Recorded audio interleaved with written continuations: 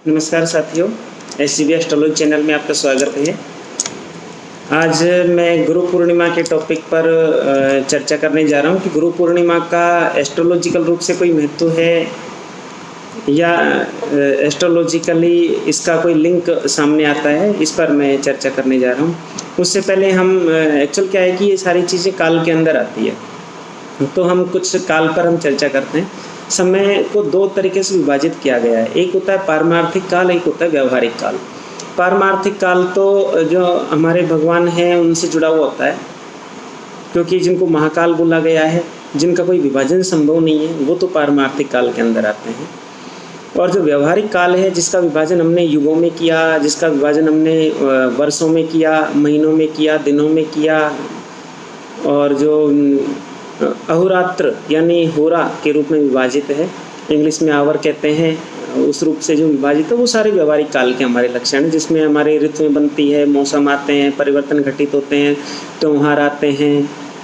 इस तरीके की जो स्थितियां हैं वो व्यवहारिक काल के अंदर आती है। जो ज्योतिष व्यवहारिक काल के अंदर ही कार्य करता है। जो गुरु पूर्णिमा की घटना है वो भी व्यवहारिक काल के अंदर ही आती है। लेकिन व्यवहारिक रूप से भी हम व्यवहारिक काल में रहते हुए परमार्थ को हम किस तरीके से जान सकते हैं, इसके लिए भी कुछ जो पर्व त्यौहार हैं वो हमारे बनाए गए हैं। ये सारे के सारे ज्योतिष के अंदर आते हैं। भारतीय ज्योतिष काफ़ी समृद्ध है, विस्तृत है, समय गणना का आधार है, त्योहारों का आधार है। अब यहाँ पर जो इस गिनती या इस गणना को समझने से पहले हमें ये समझना पड़ेगा कि नक्षत्रों की गिनती कितनी है और पूर्णिमा का इनसे क्या लिंक है। जैसे कि हमारे जो भारतीय ज्योतिष है इसमें 27 नक्षत्र हैं, 27 नक्षत्रों में विभाजित है। यानी एक ग्रह को जो हमने नक्षत्र दिए वो 9 नक्षत्र दिए, 9 का भाग दे लो 27 में, 9 30 27, 3 नक्षत्र हमने एक ग्रह को दिए। सूर्य को भी 3 दिए, चंद्र को भी 3 दिए, मंगल को भी 3 दिए, शनि को भी 3 दिए, राहु और केतु को भी 3 दिए। कोई भेदभाव किसी ग्रह के साथ यहाँ पर नहीं है।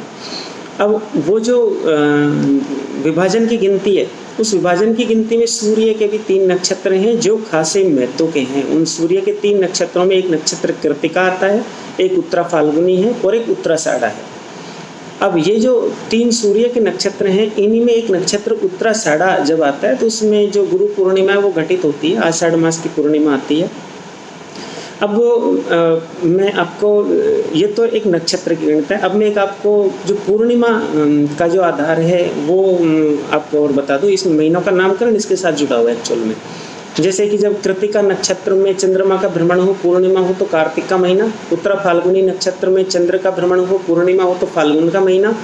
ऐसे जब उत्तराषाढ़ा नक्षत्र में चंद्र का भ्रमण हो, पूर्णिमा हो तो ये आषाढ़ का महीना। श्रवण नक्षत्र में जब चंद्र का भ्रमण हो, पूर्णिमा हो तो श्रावण का महीना। ज्येष्ठा नक्षत्र में चंद्र का भ्रमण हो, पूर्णिमा हो तो ज्येष्ठ का महीना। यानी जो महीनों का नामकरण है हमारे वो चंद्र की जो गति नक्षत्र में है और पूर्णिमा को जिस नक्षत्र में गति है उसके आधार पर विभाजित है।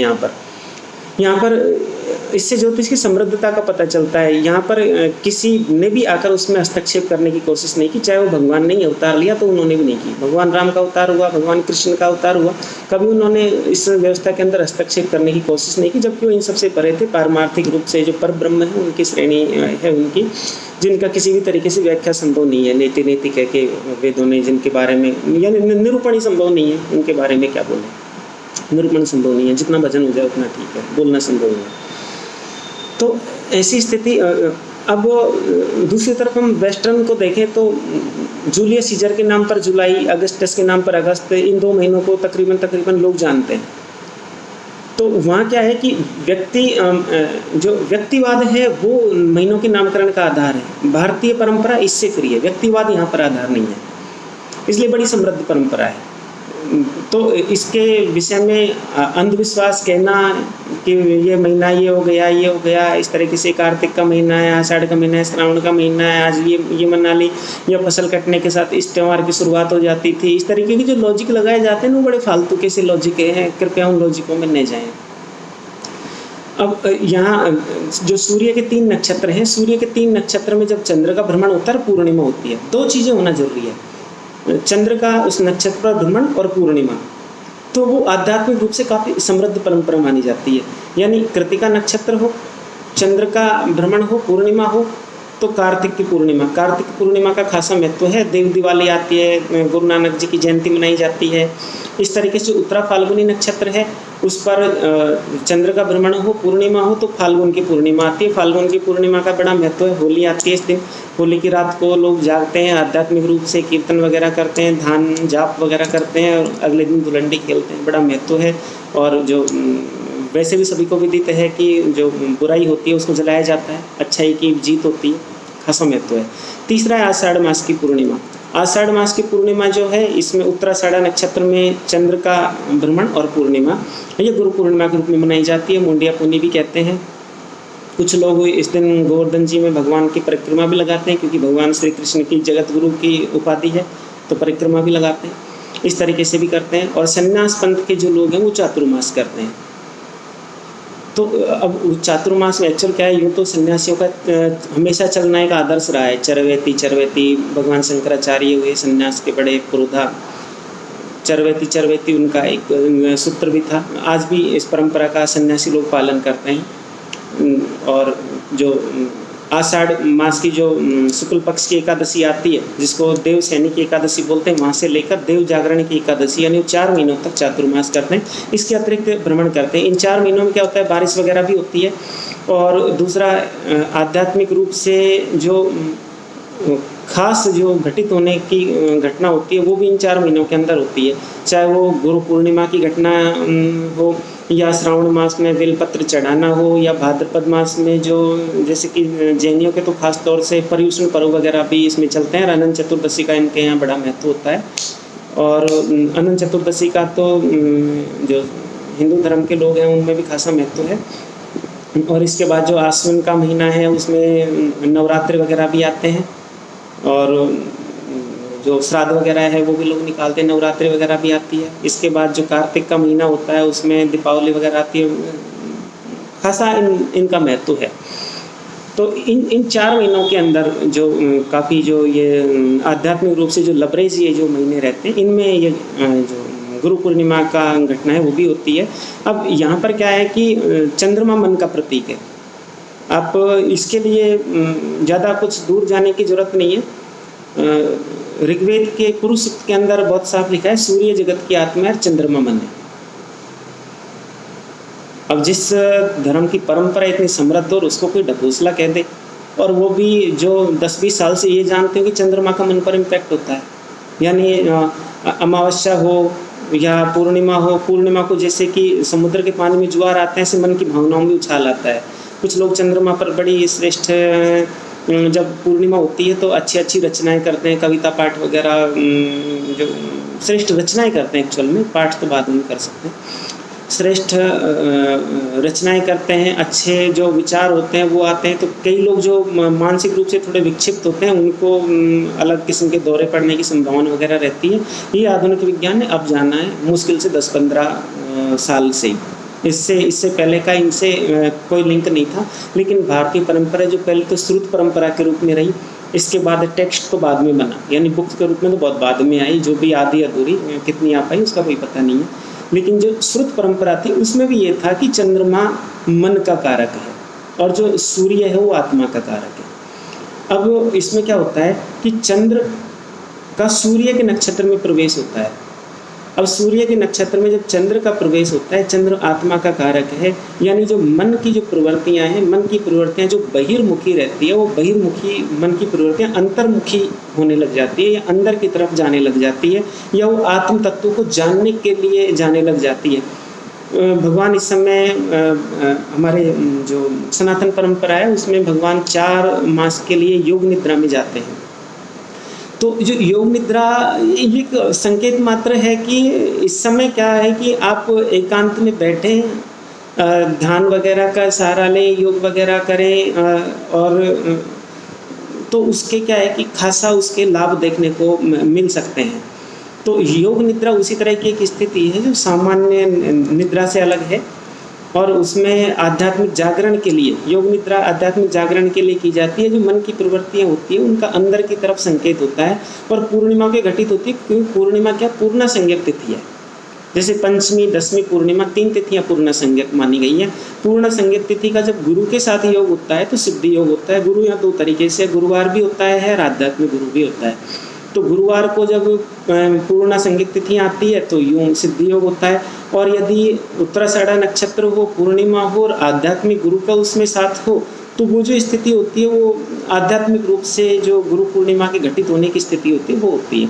अब यहाँ पर क्या करता है, गुरु जो शिष्य होता है उसको योग निद्रा की तरफ ले जाता है या वो मार्ग उसको प्रशस्त करवाता है। इसलिए क्या है कि सन्यासी परंपरा के लोग एक साथ बैठ जाते थे ये 4 महीने के लिए, एक साथ बैठ के खासा आध्यात्मिक महत्व है। अब कृतिका नक्षत्र में भी ये स्थिति आती है, लेकिन क्या है कि कृतिका जो नक्षत्र है उसमें एक साथ, क्योंकि कृतिका के आसपास के जो 2, 3, 4 महीने हैं उसमें ना तो मौसम ही इस तरह की चीज़ को सजेस्ट करता है और न ही कोई इस तरह की स्थिति रहती है कि आगे आने वाले 2-3 महीने या उस तरीके से आध्यात्मिक रूप से खासा एक समृद्ध वाली स्थिति हो। और यही स्थिति जो कार्तिक महीने की है, उस पूर्णिमा उसके बाद के 3-4 महीनों की है, उसमें भी इस तरीके से कुछ घटित नहीं हो पाता है। तो इसमें जो 3-4 महीने हैं उनका ये खासा एक महत्व होता है। अब यहाँ पर क्या है कि अब देखो हमारे यहाँ क्या है कि ज्ञान का संबंध हमेशा पूर्ण संज्ञक तिथि में, अब जैसे वसंत पंचमी हमारे आती है, वसंत पंचमी में पंचमी तिथि है, पूर्ण संज्ञक तिथि है, लेकिन पूर्ण संज्ञक तिथि का सबसे छोटा भाग है, सबसे छोटा भाग है तो उसको क्या है कि हमारे अक्षर ज्ञान के लिए सर्वोत्तम माना गया। वसंत पंचमी से हमारे गुरुकुल वगैरह में पढ़ाई शुरू होती थी प्राचीन काल में और जो शिक्षा की शुरुआत है वो यहाँ पर मानी जाती थी। तो अब यहाँ पर क्या है कि यदि अक्षर ज्ञान करवाना हो तो वो क्या किस्तों में होता है। एक दिन की पढ़ाई के बाद दूसरे दिन की उससे आगे होती है, तीसरे दिन की उससे आगे होती है, टुकड़ों के रूप में होता है। इसका एक सूत्र सीखा, दूसरा सूत्र सीखा, इस तरीके से करके चलता है। और दूसरा पंचमी का मन भी 1/3 मन, मतलब शुरू में जब कोई शिक्षा प्राप्त करता है तो वो उसी तरीके का मन होता है, आधा अधूरा मन होता है, थोड़ा मन होता है, बच्चा रोते रोते स्कूल जाता है या जो कुछ है। लेकिन जहाँ पूर्णिमा तिथि की बात आती है तो पूर्णिमा का मतलब होता है कि मन पूर्ण रूप से, संशय का कोई अवकाश नहीं। यदि आध्यात्मिक ज्ञान की प्राप्ति की तरफ कोई जा रहा हो तो वो संशय नहीं करे। इस बात का एक खास यहाँ पर संदेश दिया गया है कि जो उसका गुरु कह रहा हो उस पर 100% वो भरोसा करके चले। यहाँ पर इस बात की शुरुआत यहाँ पर मानी गई है।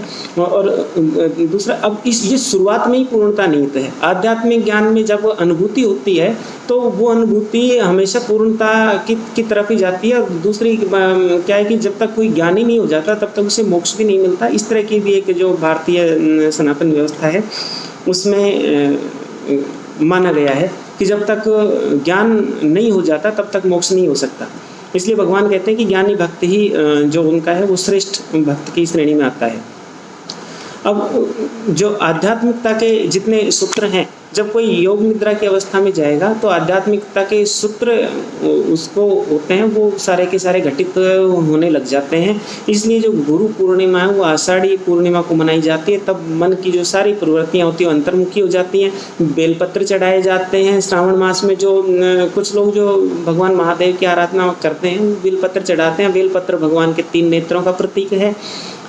यूँ तो खासा महत्व है ही कि दर्शनम विल वृक्ष स्पर्शनम पापनाशनम अघोर पाप संगारम में कमविल महादेव महाराज को अर्पणम लिखा है अलग तरीके से करके।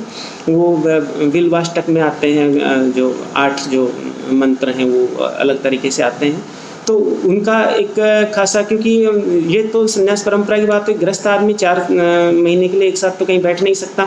तो वो क्या है, बेलपत्र चढ़ाए तो बेलपत्र में भी खास तौर से बेलपत्र को उल्टा चढ़ाने का विधान है। उल्टा चढ़ाने का मतलब है कि जो 3 आँखें हैं आपकी, इन 2 आँखों को तो कर लो बंद, बाहर की तरफ देखो मत, आप लोगों के दोष मत देखो, लोगों में बुराइयां मत ढूंढो, पाप मत देखो, ये मत कहो किसी के कर्मों का ये फल है, उस तरीके से देखो मत। और जो तीसरा नेत्र उसको अंदर की तरफ खोल लो, 2 को बंद कर लो, तीसरा अंदर की तरफ खोल लो, यानी तीनों की अंदर की तरफ आपकी गति हो जाती है। तो क्या होता है कि जो तीनों नेत्रों के अंदर की तरफ स्थिति हो जाती है तो हम अंदर की तरफ देखने लग जाते हैं। अंदर की तरफ देखने के साथ ही योग निद्रा वाली स्थिति हो जाती है। यह गुरु पूर्णिमा घटित होती है। धीरे धीरे करके कोई सिखाने वाला मिलता है तो जल्दी हो जाती है, नहीं तो व्यक्ति जैसा प्रयास करे। लेकिन इतना जरूर है कि बाहर की तरफ से अपनी प्रवृत्तियों को रोके। ये गुरु पूर्णिमा संदेश करती है। सूर्य के नक्षत्र में चंद्रमा का प्रवेश भी यही संकेत करता है। सभी को गुरु पूर्णिमा की बधाई। नमस्कार।